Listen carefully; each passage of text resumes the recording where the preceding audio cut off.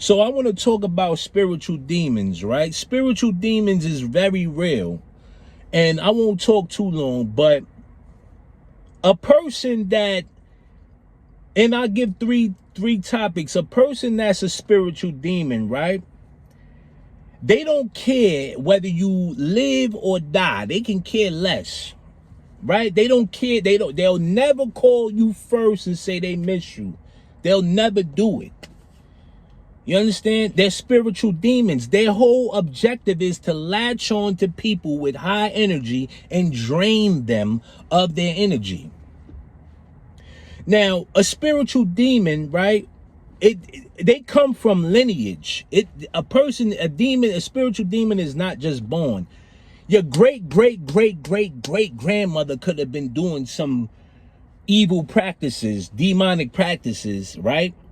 And it just so happened to trickle down generational. This is what they call generational curses. Some people can't avoid them, but I will give a solution on how to get out of these things. Now, a spiritual demon has one job, like I said, just to latch on to people with high energy and drain them of any and everything. They don't care. So no matter what you buy them, no matter how much you talk to them, no matter how much you tell them you love them, you caress them, you care for them, even if you thinking sexually, you giving them good pleasure, that doesn't work. Why it doesn't work? Because they're spiritual demons. They're not there to care.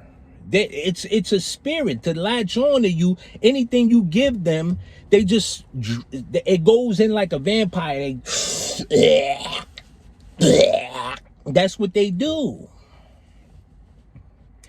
Now, like I said, it comes from lineage, right? Now, the way that because you got to understand something.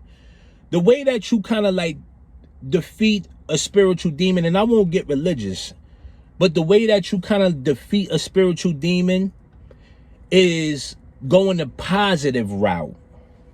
So for all of those out there, if you deal with necromancy, right?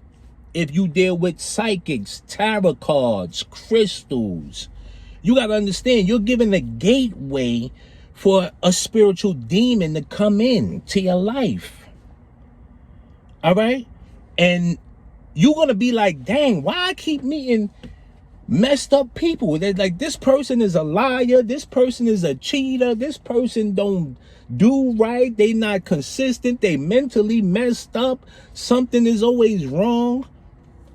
Think about this. You're inviting spiritual demons in. And like I said, it comes from lineage, right? It comes from lineage. The person may not know that they're a spiritual demon because it just jumps from body to body. That's what it does.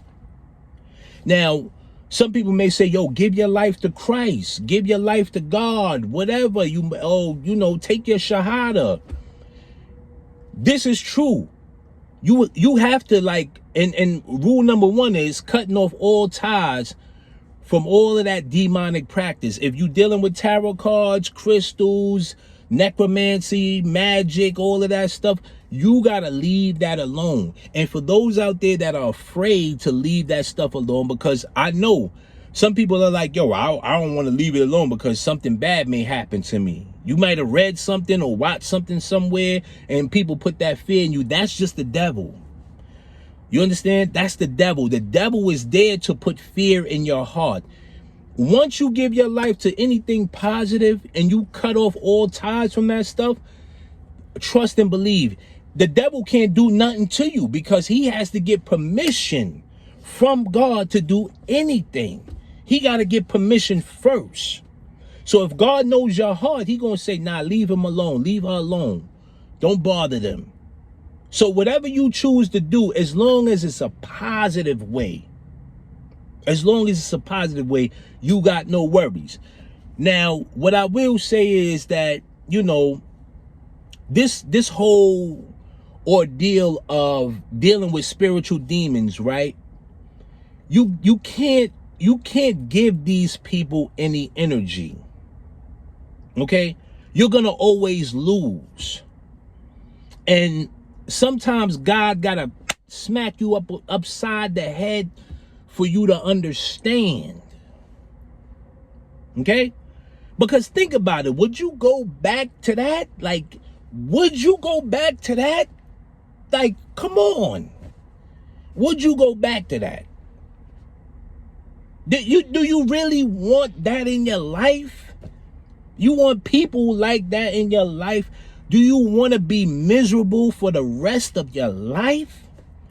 You know, and it starts so very small. You know, when you meeting somebody, a demon is very tricky. This is the crazy part. It starts off smooth. Everything's good. You don't even see it. You don't see it.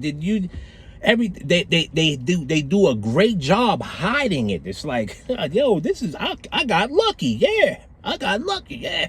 And then you get into that first argument and something tell you like, I don't know. It's something that some people don't never forget it. They don't never forget that first one. But you allowed that spiritual demon in.